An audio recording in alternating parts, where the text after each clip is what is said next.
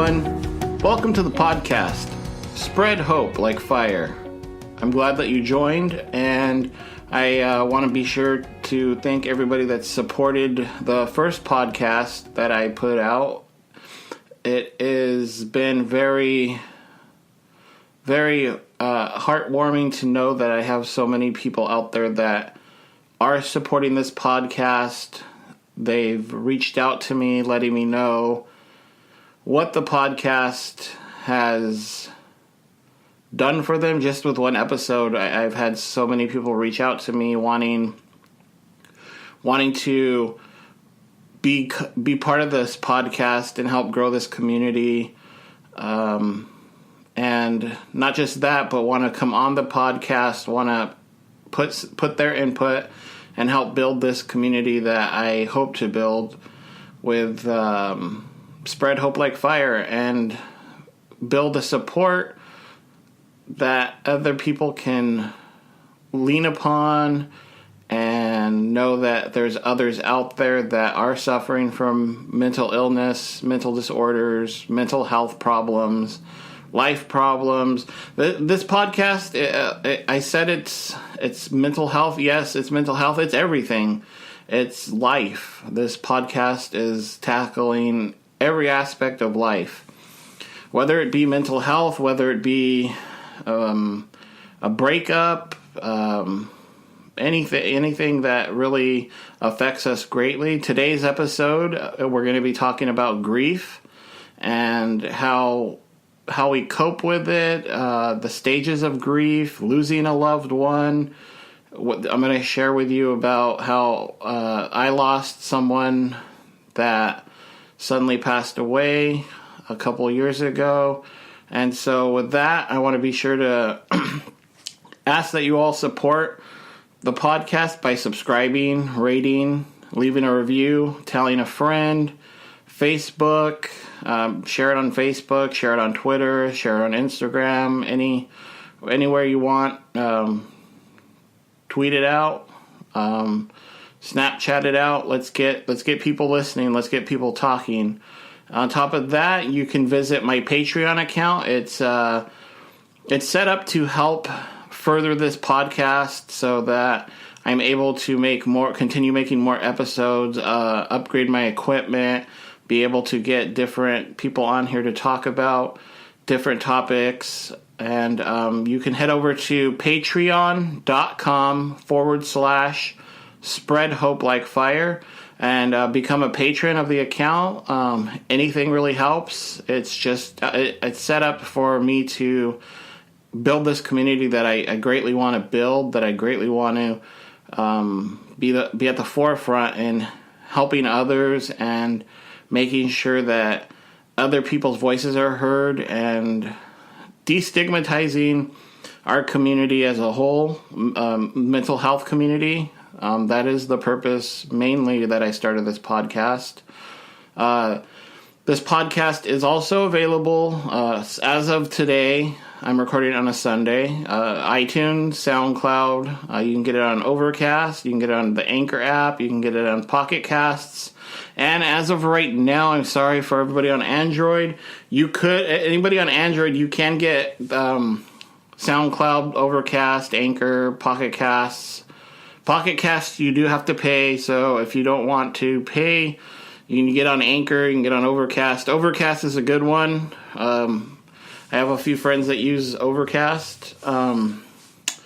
You can get on those, but I'm waiting for Google to approve me so that they can add me onto the Google Play library for podcasts. Hopefully tomorrow, Monday morning, I can say that, I'm going to tweet out and post when it finally drops onto the Google Play Store. You can reach me on Twitter at TonyTheBeat85 if you want to reach out, ask me questions, want to be a guest. You want to just start helping build this community with me. So far, I've had a few guests on here that have shared their stories, and I can't wait for you guys to hear them. The format of this podcast I have now set down as it's going to be a 2 podcasts a week. So I'm going to be uploading Tuesdays and Thursdays. Tuesdays, I'm going to just kind of talk about the topic that I plan on having a guest on for. And Tuesdays, it'll be kind of my side of the topic, getting all of the information out there that I want, being able to talk about the issues that we are going to be tackling. Like this week will be grief. So I will be discussing in great detail grief and the stages of grief, the stigma that is associated with grief, and a few other things. I'm going to share a couple stories that I have of losing a loved one, almost losing a loved one, my anxiety over death. And Thursday I'm going to have a friend of mine, her name's Fabi. She's going to be on the podcast sharing her story that she went through. She, in 2006, I believe that's the year she lost her mom to her mom's battle with breast cancer. So she's going to get into that with all of us on the podcast and share her side of grief and what that did to her, how she recovered from it, how she's still recovering from it, and hopefully others can get something out of her story. So Thursdays will be I'm going to be having guests on Thursdays. Tuesdays will just be me. So let's get into this podcast. Grief. It's something that we all are going to have to experience, whether we're young, unfortunately, or older. We're always going to have to experience grief. We're going to always have to experience the death of someone we love. It could be a parent. It could be a family member, a friend. It could be our pets, our dogs. I know I am terribly... Everybody that knows me knows I have a dog. Her name's Missy, and I am in love with her, and I have bad anxiety for when she leaves because she, at the moment, is my therapy dog. I talk to her nonstop, and she hates it. So, mainly, I mainly pay her in bacon strips. So, she's okay to listen during that time. But other than that, she just wants to sleep. She's 13. So, other than that, a couple years ago, my mom ended up getting sick, and she ended up going to the hospital, and they ended up sending her home, and she couldn't breathe still. So the next day she was admitted to another hospital in Santa Barbara, and they took really good care of her. Well, I went in to visit her, and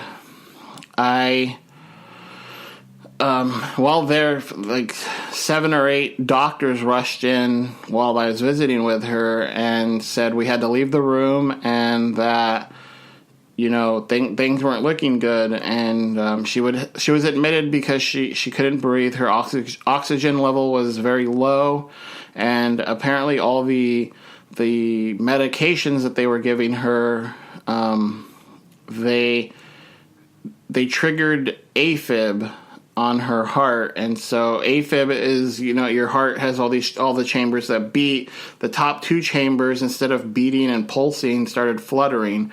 So her heart rate was jumping between like 70 and 190. It was not stabilizing, and so they had to get her stabilized, and she almost passed away that night. And I completely freaked out. I didn't know what to do, and at the time, I was so scared. I just remember thinking, "Oh my God, I'm gonna lose my mom." And the year before that, we had lost Shirley's mom, so it was a hard pill to swallow, thinking that I was gonna lose my mom. And I there was so much more that I wanted to tell her, so much more I wanted to share with her, so many more memories I wanted to build, and they rolled her out and put her into telemetry. That's the heart unit at the hospital to monitor her heart. And they said that they didn't know if she was going to come out of it, but they had to inject her with some sort of medication to stabilize her heart. And that injection took over 15 minutes to give. So I was in the hallway waiting, and I was so scared, and I was telling my girlfriend, I don't know what to do. I'm scared, and they finally let me back in the room, and my mom had told me just start calling everybody and tell them I love them. And that to me was kind of like, okay, she's gonna die. So I started calling everybody. I called, my brother and told him to get off of work and come to the hospital. I called a couple other family members, and after making the phone calls, I was in the hallway, and I was crying, and this nurse had been standing waiting for the elevator, and I didn't notice her, and she just kind of said, hey honey, are you okay? And I didn't know what to say, and it was the nurse that injected my mom with the medication, and she had come up to me and hugged me and said everything's going to be okay, that she is in the best hands and she's not going to let anything happen to her. And it helped me calm down a little bit, but not really. I really love the staff there at Cottage Hospital in Santa Barbara. They really took care of my mom, and it made me realize a lot of things. It made me put perspective in our relationship, and I'm still learning. I'm still struggling with anxiety over death, but that really it brought me to terms with death, and that it's going to happen. I think for the longest time I tried to talk myself out of it and believing that we weren't going to die. No one I loved was going to die. But sadly, that talk and that belief system was completely crushed and destroyed, because I had mentioned a year prior to that, my girlfriend's mom had passed away, and she had been admitted to the hospital here in town for a brain aneurysm or brain hemorrhage. So she went in, got the surgery. They had to cut into her skull to pull a piece of it off to drain the blood that was creating pressure against her brain. And then after they reattached that piece and brought her back into recovery, and it was like 2 or 3 in the morning that we were still there at the hospital waiting. And I remember being scared because of her. She had waited so long to tell us that she had this pain in her head, and it had been 3 days and it had built up so much pressure. So I thought she was going to pull out of it. I honestly did. She's a tough lady. She was a tough woman. She always worked hard. She always had this aura about her where she was always going to go on no matter what. And she had come out of surgery. They had put her in her room, and she was in ICU for recovery. And we all went in, and we were able to breathe a sign of relief because she was talking. She was, But before we went in, we heard her. We heard her screaming because she was in so much pain, and she was saying how bad her head hurt, and she was crying. And I knew I had to not cry. I had to be there for my girlfriend at that time. And it was so hard to hear her in so much pain and wanting to take it away. And So we walked into the room after they had gave her more pain medicine and calmed her down, and she was talking to us, and she was smiling, and she asked us, "Oh, I'm out of surgery. Am I out of surgery?" And so we were relieved. She was talking. Everything was fine. And so then the next day I went to work and got a call from my girlfriend Shirley that her mom was starting to slur her words, and she was scared. And so she had talked to the doctor, and they never informed us that was normal for a person that had a brain hemorrhage, that after surgery, everything, like their motor skills and everything, will stay the same, but within 24 hours, it will dip dramatically. And so she had ended up just losing her speech. She could not talk to us by the end of that day, and things just started building up. It got worse and worse, and she ended up with pneumonia, and they put her on a breathing tube, and then while she was on that breathing tube is when she developed the pneumonia. They took it out, and she wasn't getting any better. They were hitting her with every antibiotic that they could give her.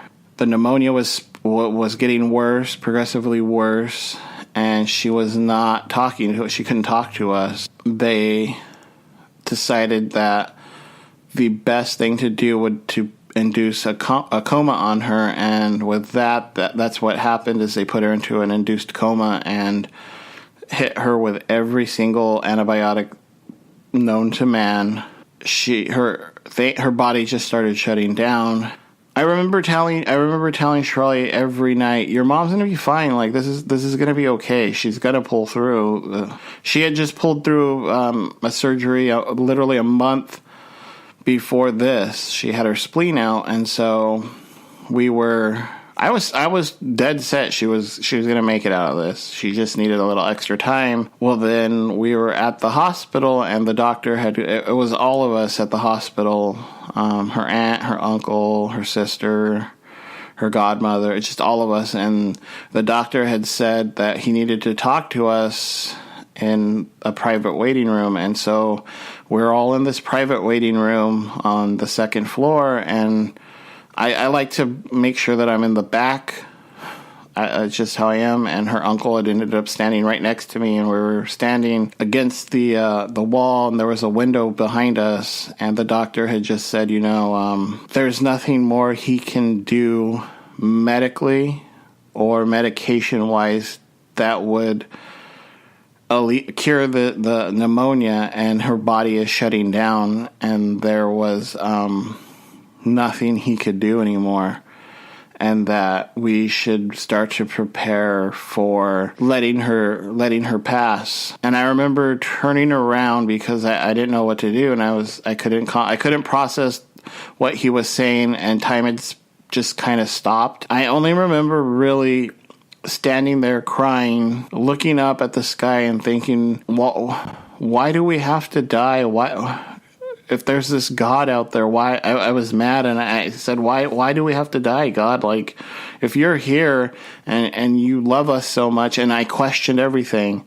At the time, I was not very spiritual. I don't know what I was, but I was angry, and I was standing at that windowsill next to her uncle, and we just were crying, and we were doing it quietly, but we were crying. And I remember we looked at each other from the corner of our eyes, and we were crying and just kind of looking at each other, and he slapped me on the back and like snap out of it, because he was snapping out of it, and we turned around, and everybody just crying, and all of us standing there having to take in this news that we had no other option. She's going to pass away. Right after everybody else went back into the room to see her, and I went into the chapel that was there, and it's a little chapel, and I was the only one in there. It was upstairs. The main chapel's downstairs, but they have a little balcony you can sit on, and I remember just sitting there on my knees crying, screaming at God. I was literally in there screaming and angry, not understanding, and finally we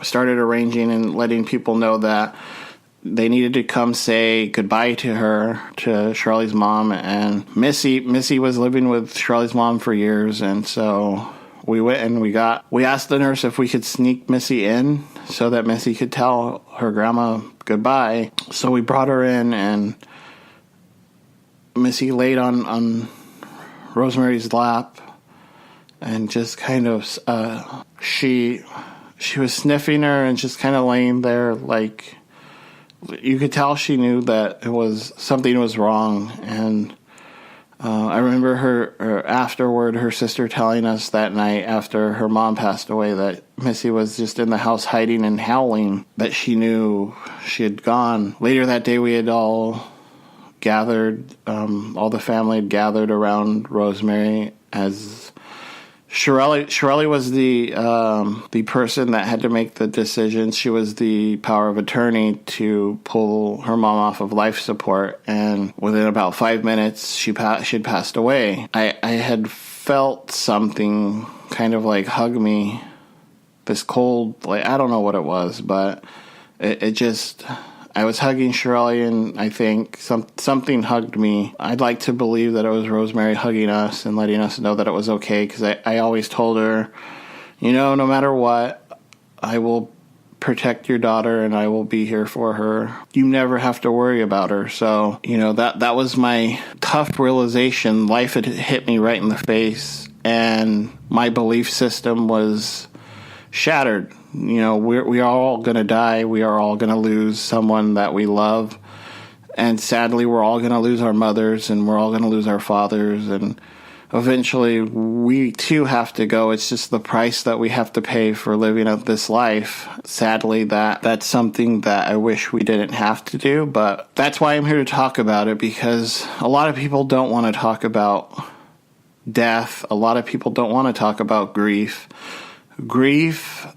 People grieving is not something many want to deal with, because it is stigmatized, but to a certain degree, I think it has to do with people don't want to deal with death, and people don't want to deal with that pain that we all have to go through.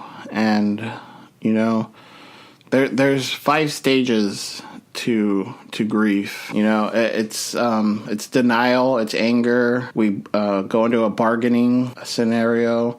We go through depression, and we finally come out of it with acceptance. That's the framework of grief and how we deal with the ones that we've lost. And this framework is what we all go through. We all are in denial. I was in denial that her mom was going to pass away. I denied it. I didn't think it was going to happen. And there I am in the chapel, angry, screaming, bargaining, telling them, we'll do anything. Shirley, the same way, she was praying and saying that she would give anything to keep her mom. Then there's hard depression that we all have to go through of we don't have that person anymore. We don't have that love that person gave us anymore. And on this earth, we can't call that person or hug that person. It's just they're gone. Lastly, we come to acceptance. But before we come to acceptance, many people stay stuck within the depression period of grief. They struggle with letting go and accepting that they're gone.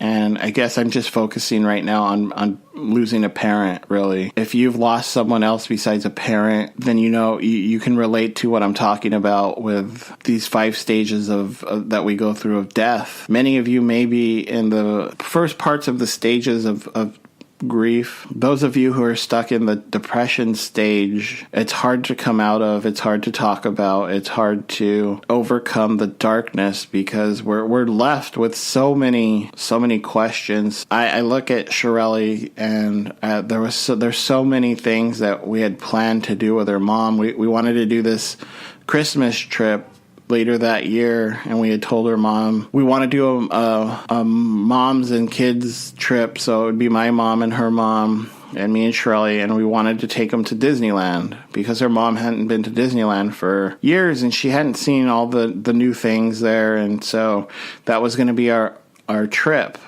that we wanted to take them on, and we're looking forward to it. And I remember starting to plan it, and I had all these things that I wanted to do while we were there. I always want to make that extra moment, make that special moment with people. And I remember I reserved a hotel at Disneyland, and I didn't tell anybody. The Disneyland hotel. It was going to be a surprise, because normally that place is expensive, but I started saving money when we were talking about it. Actually, I don't think I've ever told anybody that. So if you're listening, you're the first to know that what I was planning for that trip. I had booked us a room at the Disneyland hotel. We were going to be there for, I think, 3 nights. I had booked us reservations at the Blue Bayou, which is if you haven't been to Disneyland, there's a restaurant inside the Pirates of the Caribbean ride that is really cool. The ambiance cannot be beat. So I booked us our dinner for there. It gave us seating for Fantasmic so that we could watch Fantasmic later that night and see the fireworks. It kind of hurts to remember all this, knowing that we never got to do that. None of that happened. We never got to go on that trip, and we never got to make any more memories because her time had been called for her to leave. You're always left with all these questions, so we didn't get to talk to her, we did, but we didn't get to have her talk to us and have her say anything because she wasn't coming out of this coma. I had talked to her a few times, and I didn't want to intrude. I wanted Shirley and her sisters to have their time and the family to have the time with her to talk to her and say what they needed to say. Now we're sitting here, it's going to be 3 years this September that she's been gone with all these questions. And I know Shirley has so many questions and so many what ifs and anger. It's changed life for us. It's changed life for her. It wasn't my mom. I know that Shirley, I never have asked her, but I have always wondered, or what would we want to hear from that parent before they die? What kind of moment would you want to say goodbye in? Or there's so much that could be said. There's so many memories that could be made, but now we're here almost 3 years later, and I'm talking about it on a podcast about how this person that she had loved so much is not here with us anymore. And all these memories, all these things that we do make her mom, it's hard. It's a hard pill to swallow. And with that, we're left with grieving. We are still grieving. Shirley is still grieving. And the question that comes up a lot, what's the acceptable time to grieve? Do you have an acceptable time, a time frame that you think is acceptable to grieve? Because our society as a whole has this time frame. It's very short. It's right after the funeral. You've had the funeral, the person has passed away, you've held the funeral, you've held the memorial, the funeral, and then, you get together afterward and have a reception for everybody. And after that, it should be business as usual, but that's not the case. You're left with these people that are grieving over a mother that is not here, and people get to a point where they don't want to deal with you grieving anymore. They don't want to deal with your crying. They don't want to deal with your anger, your depression, your sadness, your sorrow. They don't want to hear that you are still having issues with the passing of a loved one, especially a parent. It's stigmatized so badly that people you don't know what it's like until you go through it. And once you separate and push away those people that need the help the most at a time that is so painful for them, you're tearing them down so badly. And I greatly believe that this is why the stage of depression within these 5 stages lasts so long and is so intense for a lot of people out there. It's a sad thing that we don't, as a society, want to build up another person and help them through their grieving, even if it is a long period of time. And for most, we're always going to grieve. Grieving never ends. It's something that is a lifetime. I remember someone telling me that they still grieve, and they're in their 50s. They're still grieving over their parents dying. and their parents died when they were in their 20s, and it's something that we live with. It's a part of life that we have to deal with. With that being said, it made me think that when we lay that person to rest that we love, there's a part of us that ends up being buried with that person. That little piece of our heart and a little piece of our soul that we shared with them is buried or cremated and placed in that urn or that coffin with them, and forever leaves us changed. It leaves this incomplete heart of ours that we try to mend and we try to fix the best we can, but it still leaves us broken. Getting over something like this is so hard. Grief is just a constant fear. It's a constant fear of mine that I don't want to ever experience, but I know I'm going to have to again.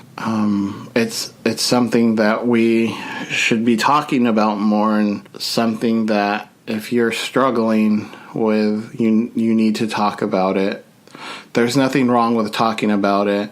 You become closer with those that are going to be there, that actually are going to support you, and you find out who is there for you and who will be there for you in that time of need, and you become more appreciative of those people, because it becomes a small group. It becomes a smaller group of people that you know you can depend on no matter what. Sadly, in our society, that's not how it works. I mean, you say you're grieving, and the first thing that comes to mind is, well, go see a doctor and get some medication for that. This is the complete wrong approach to the situation. It's grief. Grief is a symptom, and they want you to take a pill. Our society wants you to take a pill to treat the symptom of grief. But in reality, it's the action that caused this grief, this pain, this emotion that you feel, this heaviness that's in your chest, the pain that's in your gut.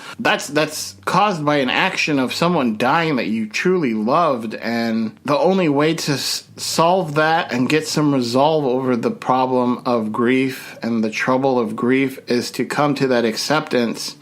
And only you can do that. Only you can work through the grief. A pill is not going to do it. A pill is not going to, it's only going to treat the symptom, but take that pill away and a year, you'll still be at square one with these emotions, because you have to deal with the action that caused the symptom, which is the death. And there's so many things we can do that can help us with this type of suffering that many go through, that leave us in this dark depression. My advice is simple, but I know it's not easy.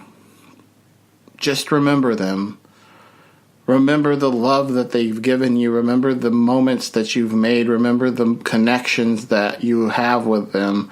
Remember the small little things that they've done for you, that you've done with them. For me and Charlie's mom, Rosemary, the small things was, I would always text her after her first surgery, and I'd always tell her, hey, you want something to eat? You want anything? You should always tell me no. And I'd always get mad because I knew she was lying. And she never wanted anybody to do anything for her. So I remember the first time she ever asked me for anything was cereal. And I went and bought her like 5 boxes of cereal and 2 gallons of milk. And went to the house and dropped them off, and she didn't understand why I bought so much cereal. And I mean, that's a memory and a moment I have with her.